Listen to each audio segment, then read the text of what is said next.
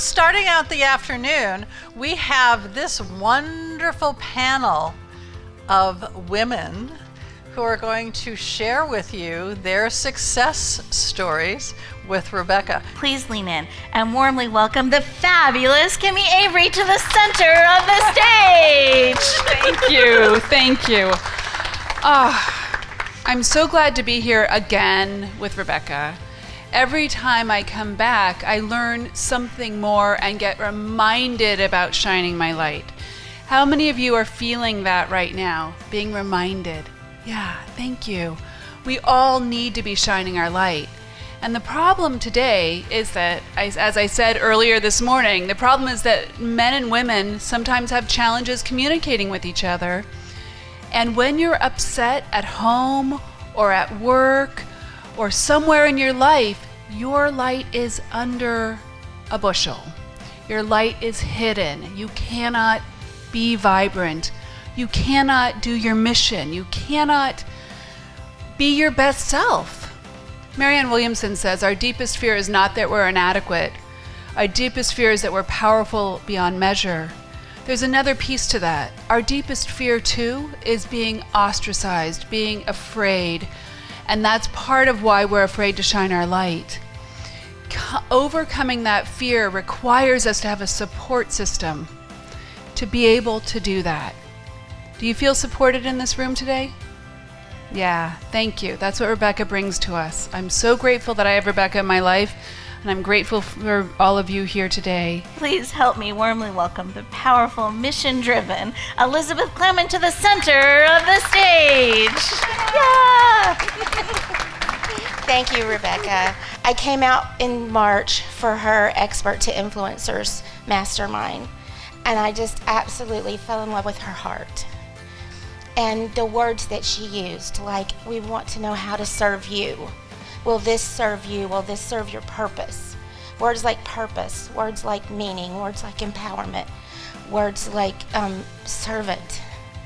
I had never heard that before because I was always ready and braced for the hard sell. And I was so impressed that those were the words that she used. And how will this advance you, and how will this help you and empower you to reach more people? And so my heart just fell in love with her heart. And I can't tell you how much it's meant to have her in my life and how much it's empowered me. My 12 years in bed, 6 months after coming through that, my family was coming back from vacation and we hit a semi-truck. And we were towing our camper, we couldn't stop. And our 16 and 18-year-old daughters were driving the truck and they hit the camper and the camper hit us again. Thank God that my family walked away. But I was taken to the hospital where I spent 5 days on the cardiac ward and 12 years in bed with a doctor saying, you're just gonna have to learn to live this way. And I said, that is not good enough for me, because God told me I was gonna stand on a stage and speak. And that's what I'm gonna do, regardless of what it takes. And I can tell you now, 14 years out, that's finally coming to fruition. And I'm so excited, and I'm so thankful to be here and to be able to share. Thank you. Please warmly welcome the powerful Adrian Jefferson Chofor to the stage. Woo! Thank you, Rebecca. Quick question. Any wild women in the audience today? My tribe. Let me tell you a story. This happened 3 days ago. I was on the phone with a friend, and she said to me, girl, I just love you because you are such a wild woman. And I looked at the phone. Who is she talking to? A wild woman? I thought I was more sophisticated. But I said, well, what do you mean by that? And she says, what do you mean what I mean by that? You are so unconventional. You just think of something, you just go and make it happen. You go and do it. You're driven. You don't wait for someone to tell you that you can do it or not. You don't wait for permission. You just go ahead and do it. And I said, wow, woman, huh? I'm going to accept that. But it made me think of a chapter in my book, which you'll see in the back, Aspire to Your Greatness. There's a chapter entitled Wildflowers. And because of my childhood trauma, I never felt beautiful. And I was teased mercifully, whatever the word. and I went through so much abuse and then later teenage homelessness. And when I thought of flowers, I never thought I could ever be like as beautiful as a flower. When you think of in spring, when you're riding on the side, when you're on the road, and you look to the side of the road and you see these beautiful flowers, these beautiful wildflowers, they can grow anywhere and be so beautiful. And I said, that's me. I wasn't cultivated, but I still managed to step into my own and grow and be powerful, like that flower, and that people say, I see her beauty. It's not just the surface, it's what's within. So please warmly welcome the powerful, passionate, and amazing guide, Christine Agro, to the center of the stage. Sure. I was like, hug first. Hug first, speak later. Thank you, everybody. So how many of you have an idea of where you want to go and who you want to be? Right? So here's the thing. I have no idea where I'm going. I just keep following the threads that come. And part of that for me is about being aligned with my inner spirit. And then having the courage to just do it. One of my coaches said that I had grit. And she said I have grit because if I couldn't find the traditional path to get somewhere, I created it for myself, like platforms, right? Mm-hmm.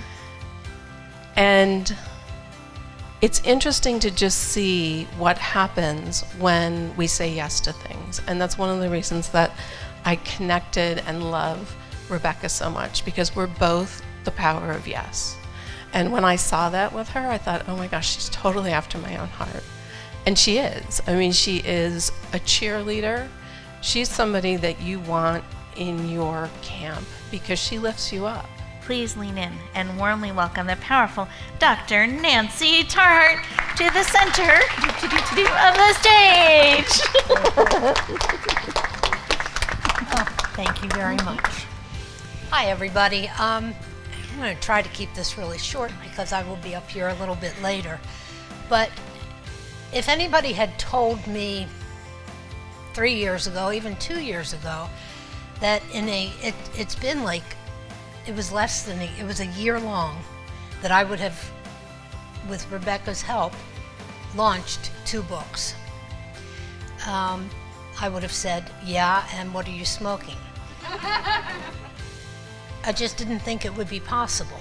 Well, it is possible, and it was Rebecca who kept me moving, who, when I was like, oh, I don't know if I can keep getting these chapters in, she was like, yeah, you can. And yes, I would call, and we would set up a meeting, and our conversations went like this.